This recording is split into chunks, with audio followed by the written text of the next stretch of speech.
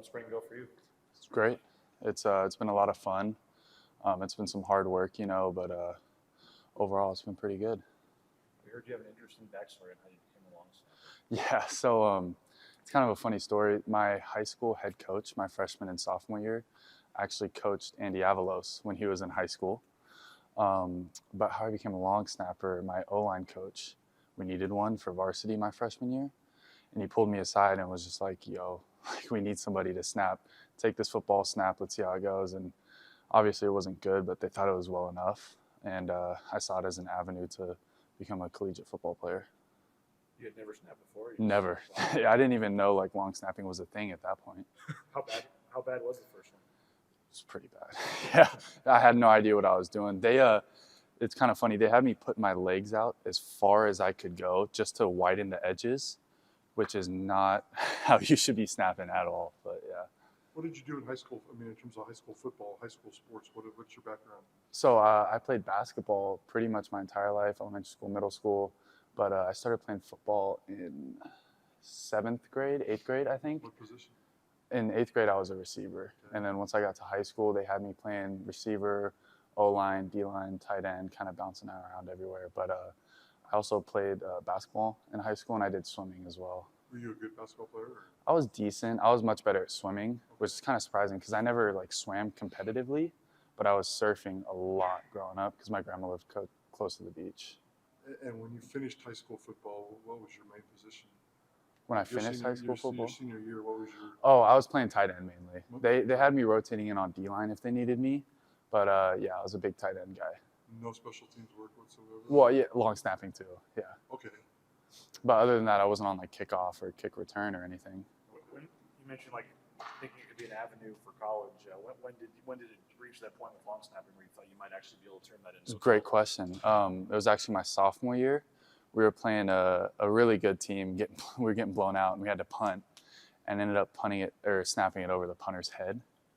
And because nobody really knew what they were doing, I didn't know what I was doing. So my dad actually went on the internet and found a guy, Matt Wigley, who I went to that weekend, and he saw a lot of potential in me, and he thought that I could be great and take this really far. So that's kind of when it started to go in this direction. Private coach or something? Yeah, he was a private long snapping coach.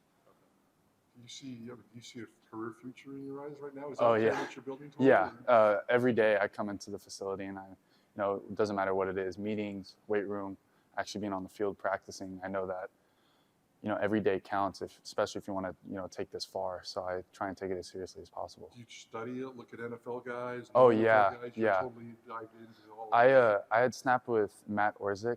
He was the long snapper for the Rams last season. I don't know if he's still with them, but I snapped with him at Coles camps. I've snapped with a couple of NFL guys that are there, and Daniel Cantrell, my first year here, he was.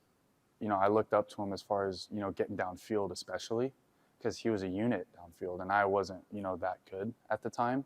So he is someone that I really looked up to as well. I always thought long snapping and holding it too, the most underrated positions in football. Yeah. It just takes it for granted how easy it is. Yeah. One thing messes up, extra point or bad snap, whatever gets screwed up. What do you make of the pressure, I guess, or the fact that no one really says you did a good job, but if you screw up, everyone says it was a terrible snap or whatever?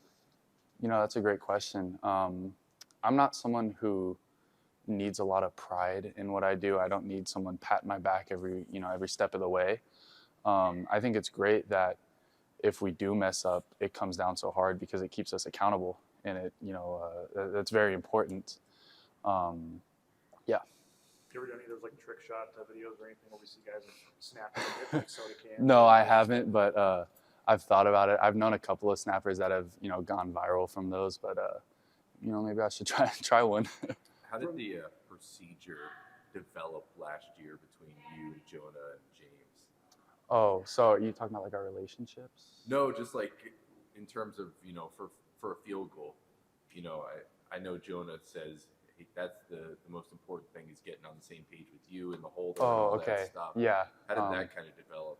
A lot of it is reps, repetition on the sideline, in practice, it doesn't matter, but, during the summer, getting out after practice when we can and getting as many reps as we can. That's that's crucial in our operation, especially on punt too. You know, you wouldn't think it's as big of a deal, but it definitely is. I mean, James can tell you that too. Is there like a time that you're shooting for? As far as like snap time? Yeah. So I try and stay on my punts under 0.7 from the first movement to when James catches the ball. And on field goal, it's not necessarily so much as the snap time that's important as the op time. That's what's really important. That's where being on the same page comes into play. What about when you change holders, like going from Connor last year to James this year? Is that what's different about that? Anything for you? Or? For me, not really. But for Jonah, and I know he's talked about this, it'll kind of slow down the op time a little bit until we get comfortable with each other to really trust each other and trust that this hold's going to be there and everything like that. When did you and James first start working together? Was it like in January, February, or was it literally spring camp a couple of months ago? Snapping holding. Yeah, snapping holding combo. Shoot. It might have been during the season, I think, when this past season. Yeah, this past season, because Connor wouldn't be able to hold for us. So yeah, it was actually during the season. James would just pop in there, and so we can get some operations going. From last year to this year, times, accuracy, compare yourself last year now versus this year. I think this year I am more accurate and I have a faster snap. That's the goal. Obviously, you always want to be improving. I think that my mental fortitude as well has improved a lot. Being able to block out the noise and really hone in on what I'm doing. Were you on, I assume you're on scholarship right now? No. You're still a walk-on? I'm a walk-on, yeah. So you came here as a walk-on. This is your third year in the program? Yeah, it's coming up on my third season, correct. But I've only been here for like 2 years. Okay. A lot of schools are scholarshiping long snappers now. Do you hope, that's obviously what you hope to get? Yeah, of course. Possibly before the season starts? Yeah.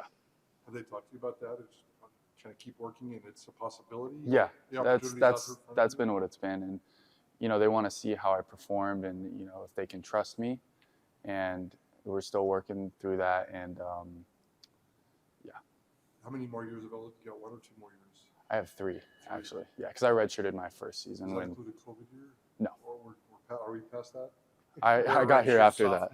Redshirt sophomore, yeah. Okay, so you could play 3 more football seasons? Yes. Okay.